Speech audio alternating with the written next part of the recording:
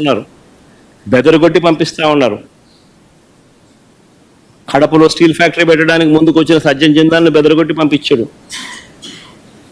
అరబిందో సంస్థను వీళ్ళే బెదిరించి పంపించేసే కార్యక్రమం చేస్తూ ఉన్నారు. వీళ్ళ హయాంలో పారిశ్రామికవేత్తలు ముందుకు వచ్చి పరిశ్రమలు పెట్టడానికి భయపడే పరిస్థితులకి రాష్ట్రాన్ని తయారు చేశారు. మరోవైపున చూస్తే ఉద్యోగాలు ఒకవైపున రాకపోగా మరోవైపున నిరుద్యోగులకు ఇవ్వాల్సిన నిరుద్యోగ భృతి 3,000 రూపాయలు ప్రతి నెల ఇస్తానన్నాడు.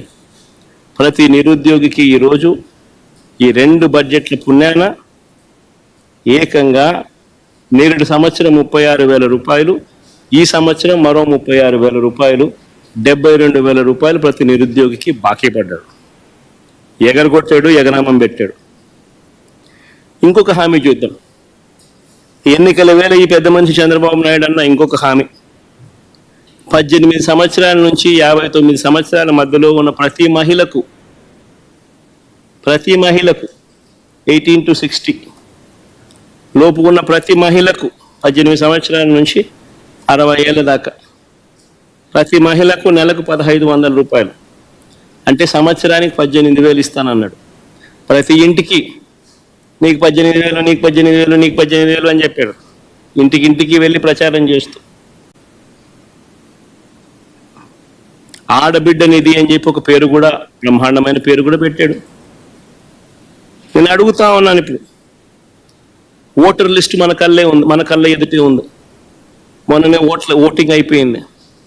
2,07,00,000 మంది మహిళా ఓటర్లు ఓటు వేశారు అని చెప్పి మన కళ్ళ ఎదుటే కనిపిస్తూ ఉంది.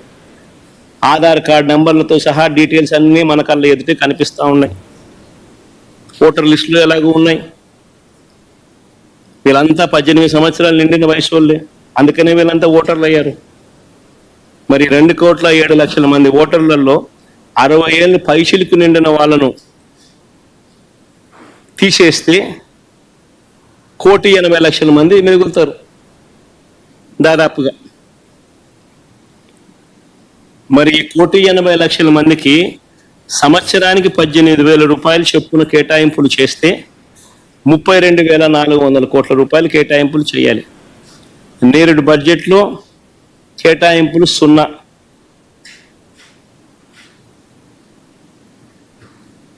ఈ బడ్జెట్లో కేటాయింపులు 0.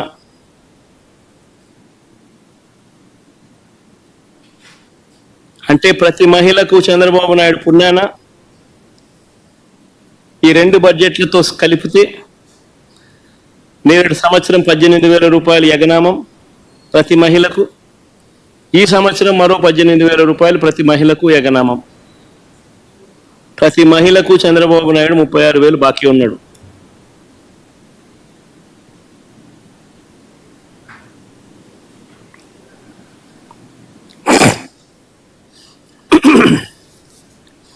మహిళలందరికీ ఉచిత బస్సు, ఇది చాలా చిన్న హామీ వాస్తవం చెప్పాలంటే.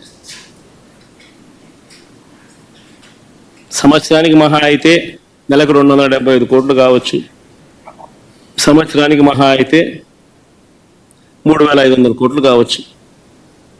చాలా చిన్న హామీ వాస్తవం చెప్పాలంటే. ఎన్నికల మేనిఫెస్టోలో ఇది హామీ పెట్టాడు.